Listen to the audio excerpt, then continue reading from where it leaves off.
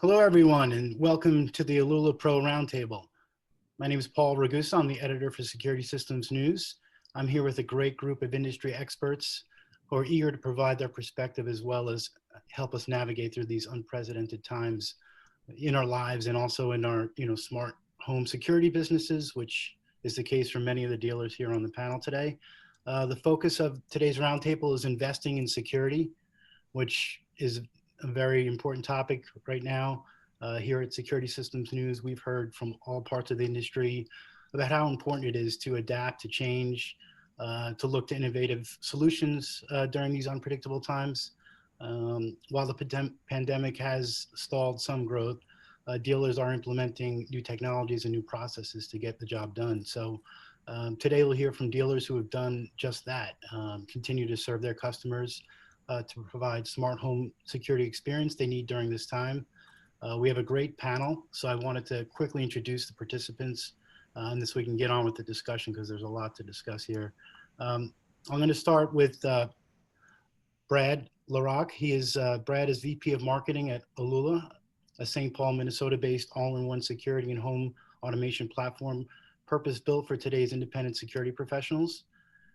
Next, we have Paul Romanelli. Paul is the president of Suffolk Security Systems on New York's Long Island. Suffolk services both residential and small business customers with a special focus on vacation home, second residence solutions. We also have Taylor Sears. Taylor is Chief Operating Officer at Silent Guard. Silent Guard is a commercial and residential dealer that serves over half the state of Kentucky and parts of Tennessee. And last, we have Rob Bowlin. Rob is president of and CEO of Quantum Security and Innovations. Based in Indian Trail outside Charlotte, Quantum has been installing security solutions and protecting families for more than 25 years. So this is a really great group, and I'm excited for this panel, especially to get both the dealer perspective and Brad's perspective from the Alula point of view. So let's jump right in. And Brad, actually, I'd like to start with you, if that's okay. Get your perspective. We'll start with the whole work from home phenomenon. Globally, the way we work, at home now mostly, and the way we live has changed, and possibly forever. How has your business changed or been impacted by the pandemic? I guess we'll start with that big question. Yeah, thanks. You're right. It is a big question. Paul, thanks for being here. I really appreciate you hosting this, by the way. From my standpoint, how has the pandemic changed things? Well, I think there was a collective breath, gasp maybe at the start of February, March, about what this probably could mean, what we would expect to see. And I think it sort of impacted people a little bit differently when you take a look backwards today. And much of what we initially saw was this sort of gap inside of residential, but it quickly began to fill, and kind of pointed to the fact that we've seen that sort of this residential security market be really sort of recession proof, but it's also proven itself to be a bit pandemic proof, which has been really encouraging. So the residential side really has plowed quite a bit ahead. Even though people were anxious about letting people into their homes, the resiliency of the professional community and the desire to keep the security high during periods like this really help people adjust to the period and move through it. And that was really exciting to see. I think we've seen some different things on the commercial side, but they have rebounded nicely as well. And, from our perspective as a manufacturer, we're serving that community, those communities together. And we've been pleasantly surprised at how things had progressed through the pandemic, most certainly. Yeah, and just to maybe get a dealer perspective, did anyone want to jump in on this question? I know this is a big one, but any of you guys want to jump in on this one? I agree with Brad completely. March was like, oh my gosh, what's going to happen? As March progressed, you got the feeling that you hunkered down. It was prepare for the worst, and then April came, May came, and some sunshine came out, and then the housing industry just went absolutely through the roof with new construction. And it seemed like, well, okay, this is going to be as bad as we thought it was going to be. And it turned out to be much, much better than we ever thought it could be.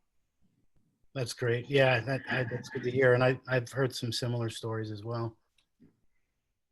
We had similar experience. You know, we're about 80 miles east of New York City on the far end of Long Island, and there's a lot of second homes out here with a lot of Manhattan residents who moved out here immediately in March. Of course, everyone knows how bad New York City got hit, and it impacted us immediately.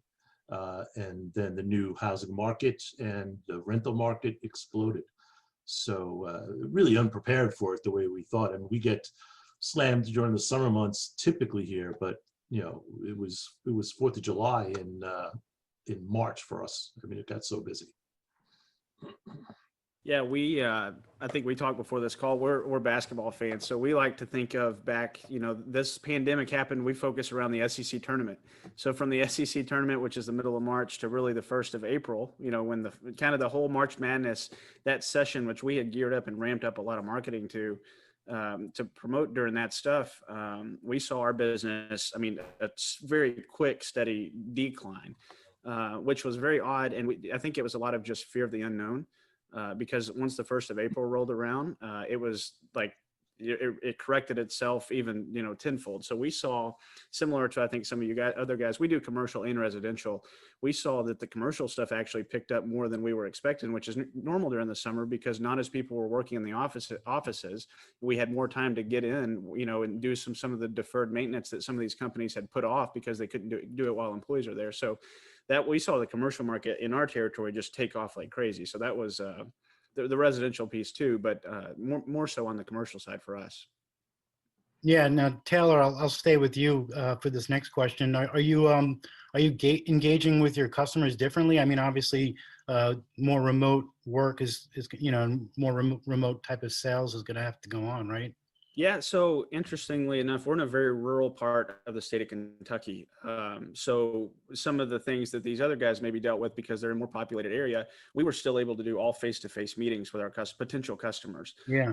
We did do some things. For example, we tried to take advantage of the fact that more people were home. So it made it a little easier to communicate. We saw that it was much easier to schedule because more people had flexibility, you know, in homes that we needed to get in that we were retrofitting. Used to, you're fighting around them taking off work and all that stuff, where in this case now we could just, you know, get it done kind of on our pace, which was awesome. That was a blessing that now people are coming back to work and it's getting more difficult. But one of the major things we did was we kind of targeted two things. One, we went from phone calls and emails and we shifted our communication with customers to text messaging. We brought on a new platform because we know that customers are now on their phone. They're playing on Facebook. They've got the phone in their hands. It makes things a lot easier, even, you know, selling and reaching out to prospective customers about doing things like the 3G upgrades. That's a big thing that we've been able to do a ton of those because of this communication method. Another thing is because people are on social media, we've focused a lot of our marketing efforts towards the social media piece because there's so many people that have that in their hands looking at it all day long. We've been able to shift, you know, used to in the past, if you were strategically posting things on social media, maybe you do it at 6 or 7 at night to get, you know, a good audience, where now it's all throughout the day you can post content. So it's changed a lot of that stuff. Brad maybe even knows more about that than I do. That's not my expertise. But another thing we've seen a big increase in, and it has been a big help because of this COVID stuff, is the billing process. So when our customers are when our technicians are in customers' homes, we're trying to minimize as much contact as possible. So rather than be in close proximity, getting them to write a check or give us credit card information, we're actually sending them a payment link where they can just pay through Apple Pay on their phone. It's made collections a lot more simple, and our technicians love it because it's so easy and they don't have to ask for a check. We just send a link from the office. So yeah, short answer to your question is we've made drastic changes to how we communicate with customers that because of COVID that I think are going to stick with us, you know, moving forward. That's how we're going to operate. Yeah, that's good. And moving on, Paul, just to kind of take it a little bit further, are you running your business differently now? Have you implemented, you know, processes or technology to allow you for continued work? Absolutely. We always had, we moved into a new building about 5 years ago, and we put an IP-based phone system in here primarily so I could work from home 5 years ago. And now we were able to just split the system up and put people in their homes and let our employees work from home as far as the office staff goes. We did everything else, masks and all the other stuff that we needed to do. We communicated immediately back in March with all of our clients, every client. We set out our COVID policy. We actually posted on our website as well, sent it to every customer, and made very strict policies about what we would work on and what we wouldn't, and how we would work on anybody's home. And we got a lot of really positive response from our clients about that. Additionally, I sit on the board of directors of a local foundation for our local hospital.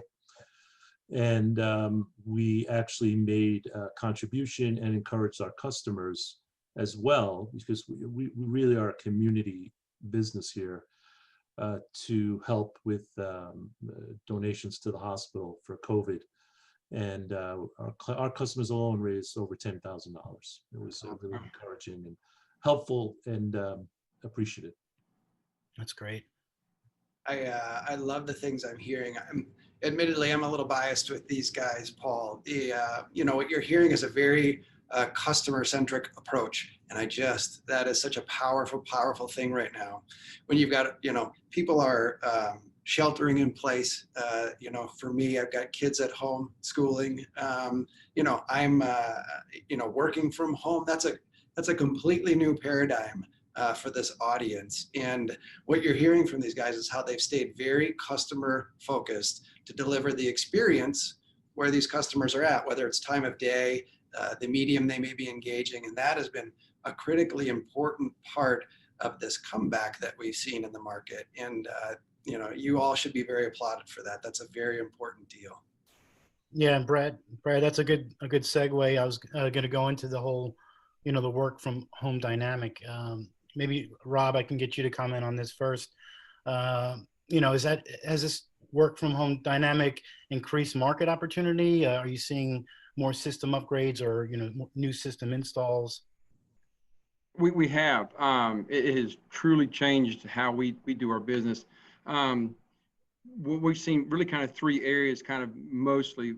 People are wanting more entertainment options at home. They're obviously not going out to movies. They're not going to parks or not going places. And so their entertainment, we're going to hit across this, I guess, more as we talk about this, but their entertainment is now at their home, whether it be a big screen TV, a little TV off their computer. So we're trying to get more entertainment options, whether that be increasing the size of an entertainment system, upgrading that system, or just putting a new system in altogether.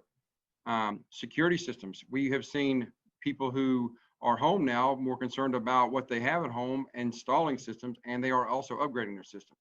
One of the big upgrades is they're wanting cameras. Again, we'll touch that later too, but they're wanting to make the systems a little bit stronger, a little bit better, so they can see what's going on. But most importantly, what we've seen is, because they're working from home, is the Wi-Fi.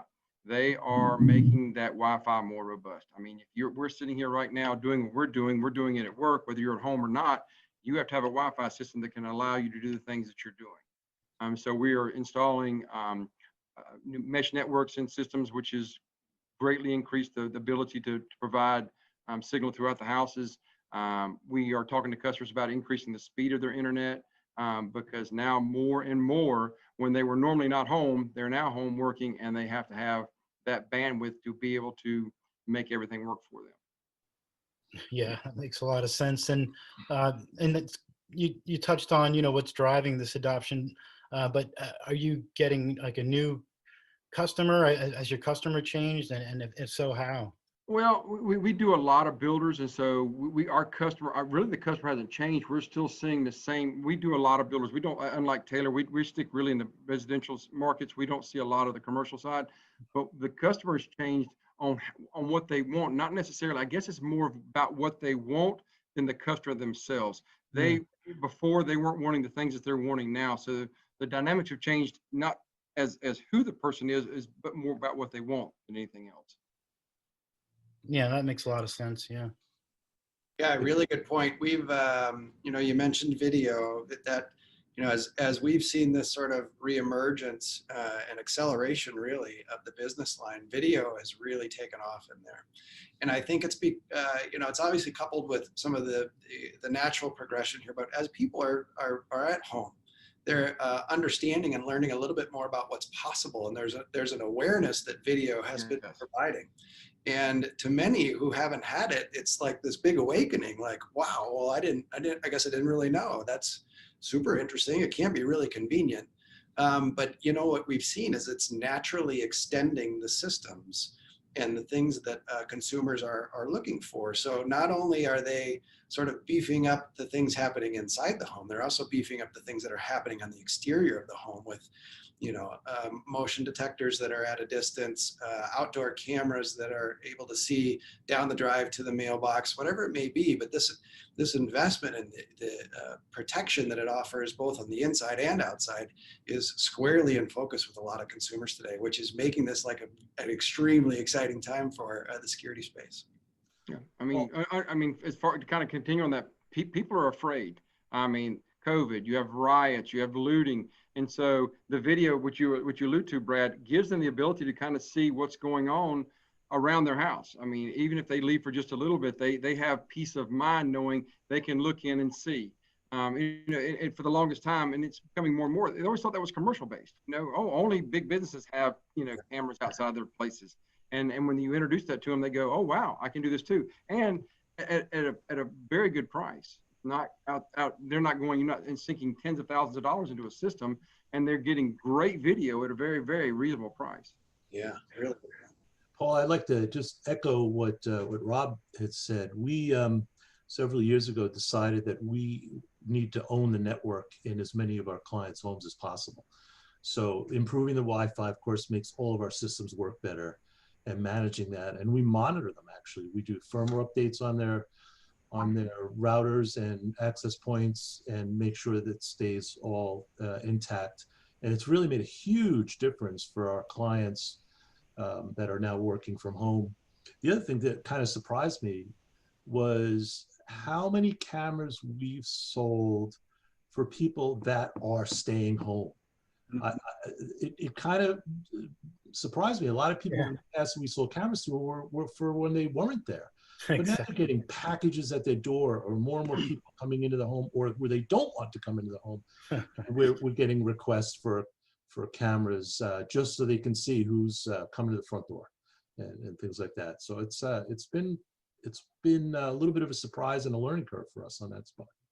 We've, on that same note, Paul, we've noticed like being home with our dog all day, you know, instead of them being by themselves where they can't go out whenever they want. Well, now our dog wants out every 30 minutes. He wants outside to play. So instead of going out with him or standing at the door, we've been using our cameras to watch what he's doing. And then we know when he's ready to come back in. I mean, that's a unique use case, but people are finding all these different use cases for cameras that they were not intended for, you know, on day one. So that's been fascinating. And we've seen, like Rob was mentioning, a lot of these people that we're in a very rural area in Kentucky. So there's a lot of homes that don't have the bandwidth or have never had a need for the bandwidth, which has limited our ability to put a lot of camera systems in if they want to be able to access it remotely. So now being able to go back to some of these customers, put in wireless access points throughout the house, have conversations about them increasing their internet speeds has afforded us the opportunity to do a lot of upselling. So that's been a big advantage for us to have some conversations that weren't possible when they were just simply using their internet to stream Netflix and things like that. Yeah, and I think you hit on something there with the security aside. I think pets are really loving this whole COVID thing. It's one group, at least someone's enjoying it, right? Yes. But Brad, if I could circle back to you, I know we mentioned video, and it sounds like that is really a growing area. Are there any other segments of your business that are growing, or are you seeing anything lagging? Yeah, great question. You know, the residential video is by far leading some of this bounce back in residential. Residential's really been performing strong. The interactive services like which we offer, that's been a really big boost. I think people who are upgrading anyway are getting a realization about what this experience can look like, different than maybe some of the traditional things on the wall, like the yellowing keypads that we kind of see all over the place. So we've seen that bounce back really well. SMB really took an initial kind of hit, just generally speaking. Obviously, with some of the the closures and the lack of engagement, there was a big challenge for them. But we've seen that start to bounce back too, as things have started to open up a little bit. And obviously, we don't know where this next wave is going to go or what that's going to do. But we've seen that start to come back too. But I do think it almost comes back to a dealer by dealer specific situation, like which industries are you servicing today, which regions are you in. But generally speaking, we've started to see a really nice bounce back in both of those areas. And I'd let anybody else comment on that for sure. But those are the things that we're seeing from a service provider standpoint. Yeah, and then Paul, I'll go back to you just because you're talking a little bit about some of the reasons why you're seeing increased demand. Are you getting called to the home for different reasons now? I know you talked about kind of owning the the network. So has that kind of changed? I know in the past, it was probably different.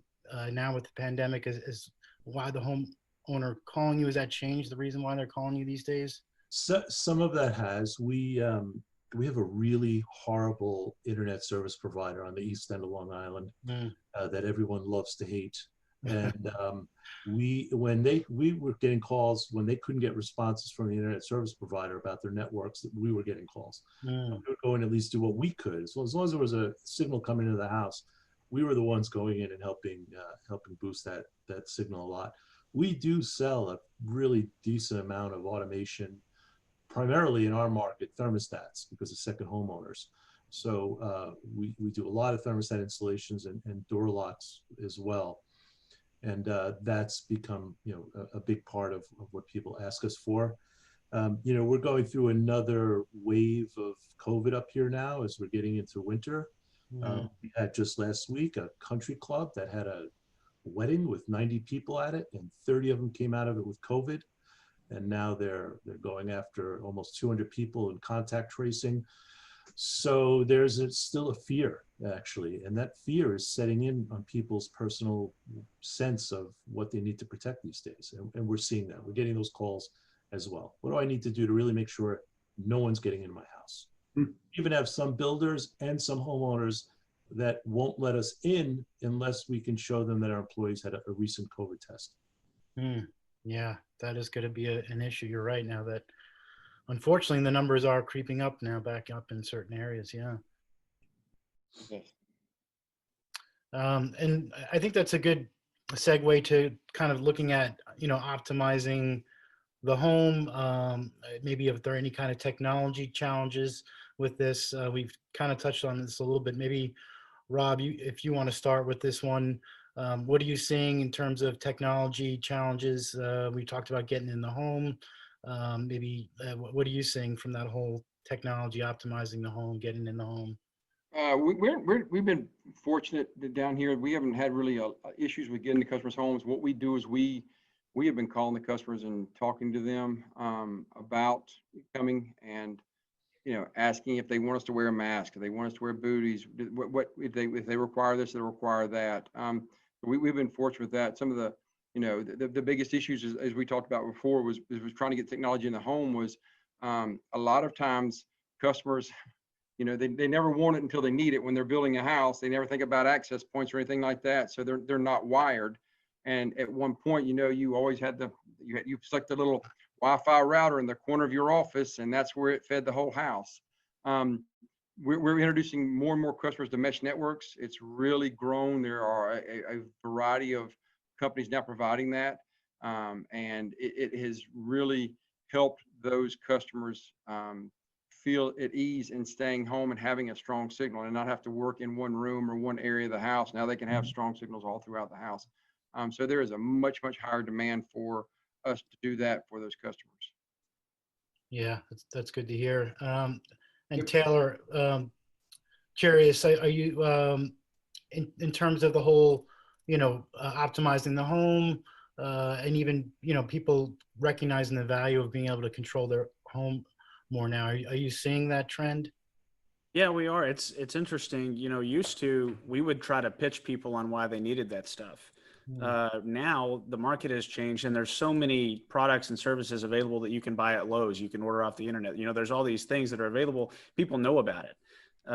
They know that they need it, and they understand the why. The challenge we face is how do we get them to buy it from us, and why buy it from us versus putting it in themselves. Or how do we get them to buy the products that we sell that they can put in themselves? We'll touch on that maybe in a little bit, but we brought on some new partners to try to hit that market. And I guess to answer your question, we haven't had an issue in terms of getting people to recognize the value. What we've been trying to do is, and not pitch them a product or service, but what is the problem that they're having, or the inconvenience, I think is a better word than problem. And then how do we use our products and services to solve that? One example being DoorDash and things, food delivery and Kroger, grocery delivery has become huge. Well, I don't want to go to the door and be within close contact of that grocery delivery driver. And I also don't want them to be setting my food and my groceries on the ground. So a solution that our company can provide is, one, we'll have a video doorbell so that we know when you walk up and we can talk to you. And two, I can unlock my door from anywhere, so I can be in my kitchen, watch you come in the house and set the groceries just inside the door. We never have to touch. I don't have to touch anything that you've touched, and we can communicate without yelling across the house. So that's been, it's been an interesting situation. I think a lot of this stuff in the past was a luxury, to have security and to have some of these taken the next step, some of this home automation. The security has almost been a necessity. I think that's something that's pretty standard across the board now. And then the home automation is kind of taking that same trend. So again, I think the biggest challenge is just us getting the message out of why do it through a professional like one of us versus trying to do it yourself, where you've got 15 different apps manning 15 different things. I just got to jump in. I think this is such an incredibly important point. It is one of the reasons that Alula is bringing its services to consumers through professionals. As people are more aware of what their dumb house, if you will, turns into a smart house, and how to make that happen, the value of the pro just becomes instantly incremental in that conversation. And these guys are a great collection of the example of the people who are doing it really well. They're leaning into this and illustrating why it's such a big deal. And for me, the stock and the value of the pro in this story is only going up, and rapidly going up, as people are investing in their homes right now. So Taylor, I love your position right there. I think you guys are right in the sweet spot. Yeah, Brad, I'm glad you highlighted that, because that is a key differentiator, I think, is the professional service and customer service you're going to get, as opposed to a kind of patchwork DIY approach. But Brad, sticking with you for a moment, I'm curious, what are you seeing from Alula's perspective on making the smart home smarter? Are people upgrading? Is this is there traction here?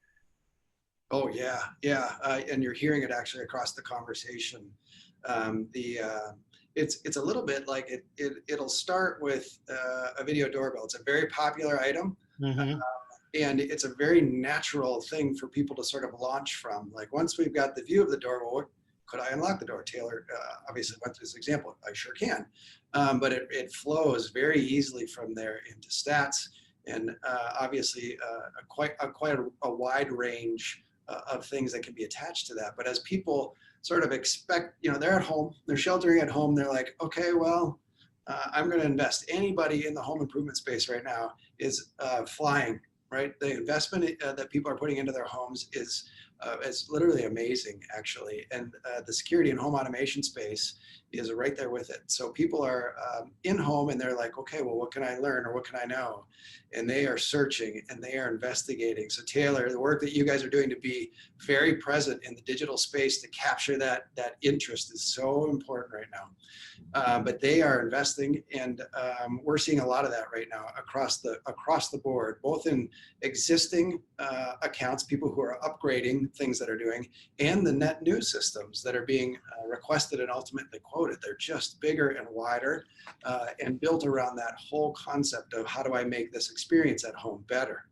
And you're hearing a lot of that from the pros here on the phone. So I'm simply just reiterating what they're seeing for sure.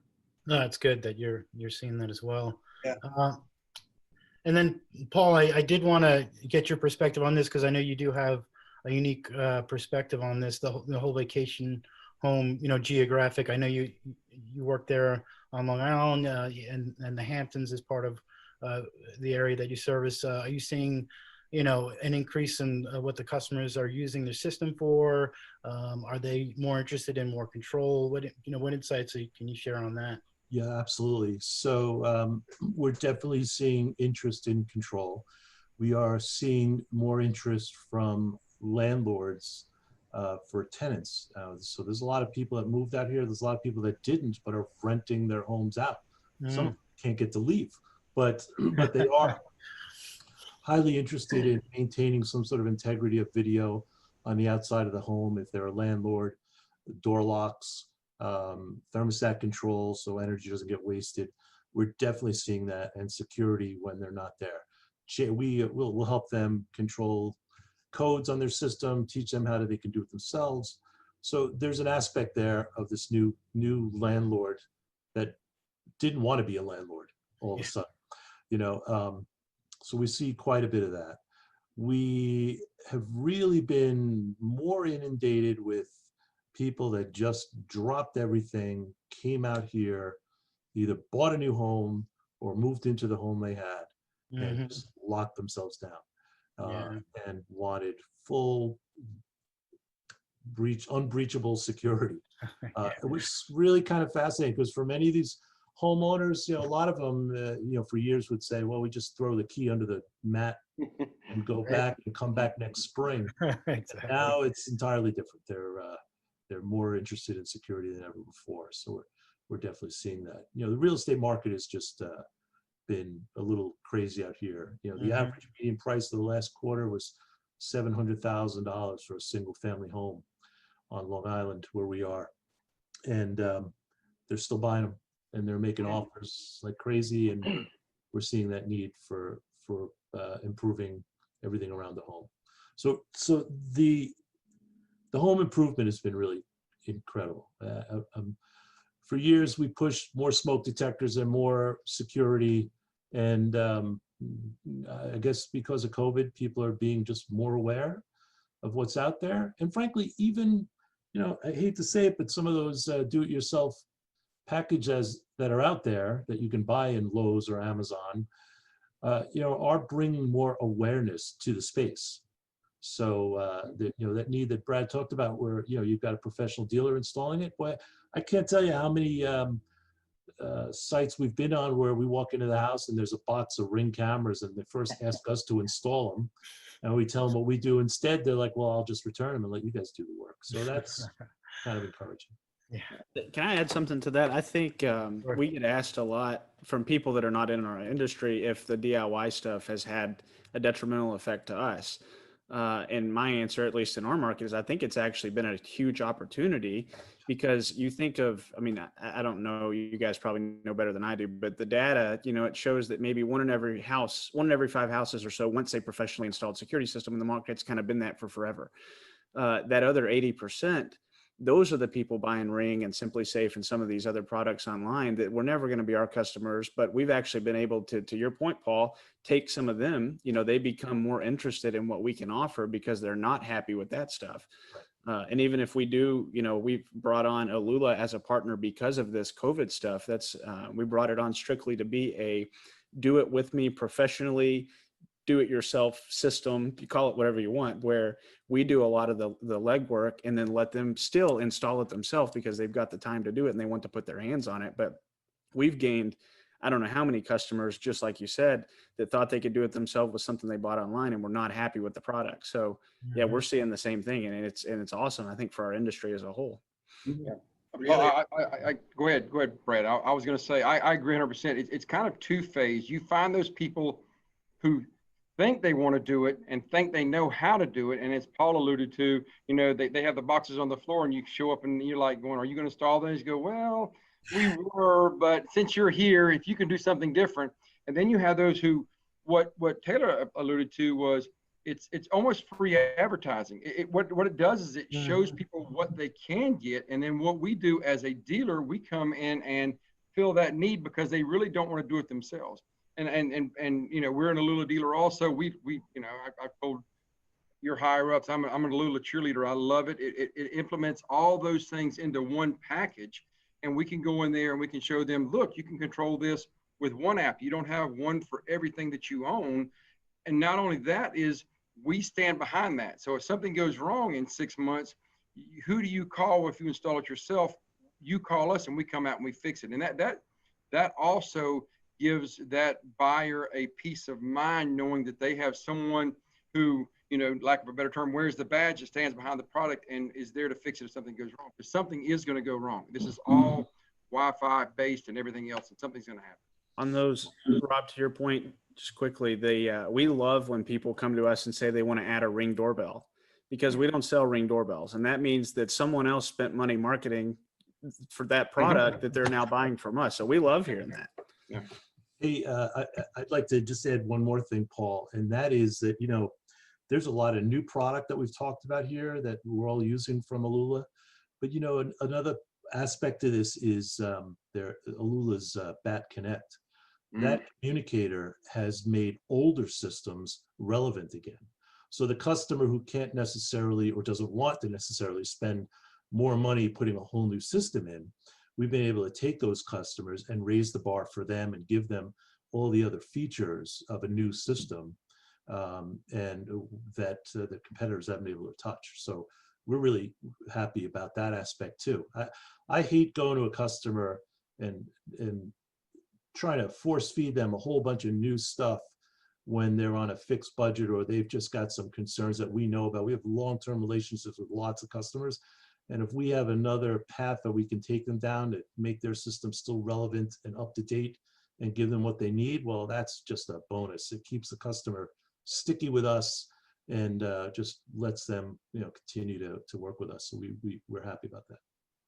You guys, the comments are great. We obviously love that feedback. That kind of fuels all the things that we're building and providing here. So that's great. The reality is you've got a situation where you could adapt to the consumer. Going back to what we talked about before, you know, do they need something net new or do they need something sort of updated? And that's what a product like Bat Connect and the services that come with that is all about. So that's a really kind of fun way to kind of bring that to light. Thank you for mentioning that, Paul. The you know, the other thing that we're seeing that I think is really, really kind of cool is DIY. You know, the big sort of, I can't mention their names, I should, but you know who I'm talking about. They, you know, they've got a return rate of about 4x a normal consumer product. That's a real number that comes from a very credible source. And it's because of what you were saying. That box sits on in the foyer because they just get a little, they get excited, they make the purchase, but then they're like, installing it, am I going to get it right? They don't want to move into it. So during the pandemic, what we've seen, which I think is so cool, is pros have leaned into this and they're able to deliver that high-tech solution to the doorstep, and they're able to consult with the consumer over the phone, bringing that expertise remotely plus that system.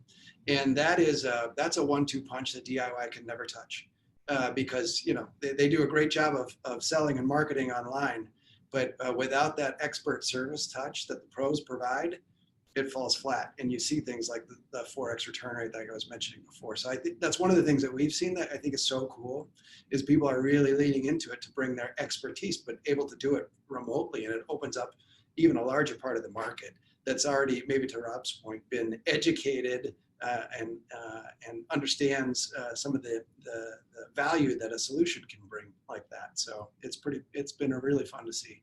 Just curious, looking maybe out to small business. I'll stick with you, Rob. You know, looking at that, you know, even remote monitoring has the way in which small business, you know, systems being used changed.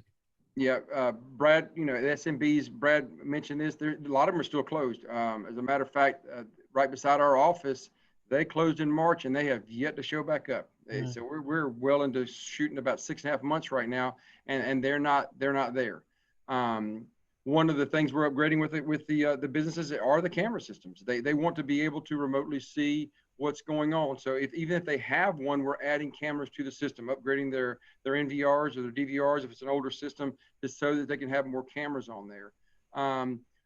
What they want to do also is we're getting, because of POTS going away, we are putting more and more businesses on cellular only, or cellular with Wi-Fi or internet monitoring. So they're wanting to switch over and get that, and it adds value to them. Now they can go in with an Alula system and see what's going on with their system, instead of just getting that phone call at 3 o'clock in the morning from the monitoring center going, your alarm went off. Now they can look and see what went off. Why did it go off? I can look at the cameras and see what's going on there. So businesses want to be, just like the homeowners, they want to be in touch with their businesses, especially the SMBs.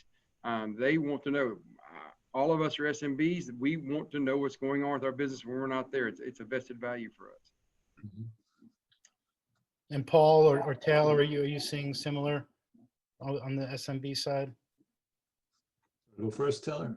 Yeah, sure. We are. We're doing a ton of camera upgrades and that type of thing. We do a lot of thermostats. That's been a huge market too, especially for these small businesses that are not there working. Yeah. The money savings of that. And then to echo Rob's points, a lot of people have been pinching pennies more so than normal. I mean, I know we've canceled umpteen, these $5 and $10 things we're paying for a month, like Pandora and things like that, that we've got to find ways to get rid of that money. So landlines being one of those, and the cost difference to cancel your landline, these people that have been so loyal to having a landline for all these years, they are starting to realize that it's cheaper to bump their security up and get rid of that landline if that's the only reason they're keeping it. So yeah, we're seeing the same thing. We're doing tons of cameras on the residential side. More people being home is all well and good, because more people are home and you can be more aware of what's happening. But more people at home means there's more people that are bored and more mischief. And, in a lot of these subdivisions, high school kids and, kids in their mid-20s that are up to no good, they've got more opportunity to break into cars. There's all these things that are happening because there's more people home with nothing to do. We've also, I know in the subdivision I live in, it's insane how many people at 2 o'clock in the afternoon you'll see walking around the subdivision. That used to not be a thing. Yeah. So now your home has really got to be monitored and protected 24/7, because there's so much more opportunity for bad things to happen. So yeah, the video doorbells, obviously, I think that's been across the industry, but the cameras, that's been a huge market for us over the last 6-8 months. I would say the same thing.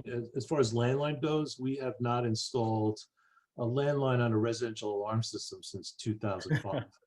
We literally, we have a second homeowner market, and we have a lot of customers that shut their phone lines off and their cable during the winter months. And, we needed some way to protect those homes continuously. So we were primarily cellular only for about 65%, 70% of our customer base. Wow. On the other side, the small business side is absolutely boomed. Even in this resort area, we have a lot of restaurants and a lot of trades that needed to boost security, whether it be access control, cameras in particular. I mean, there's been all sorts of incidents and safety things that have gone on these last few months in small businesses, between really securing your inventory, some nefarious employees that have lacked judgment, making sure people wearing masks, things like that, and frankly, customers that are not exactly up to par. So it's been a bigger boom of cameras than I've ever sold before that I can remember. Yeah, that's good to hear. At least on the business side.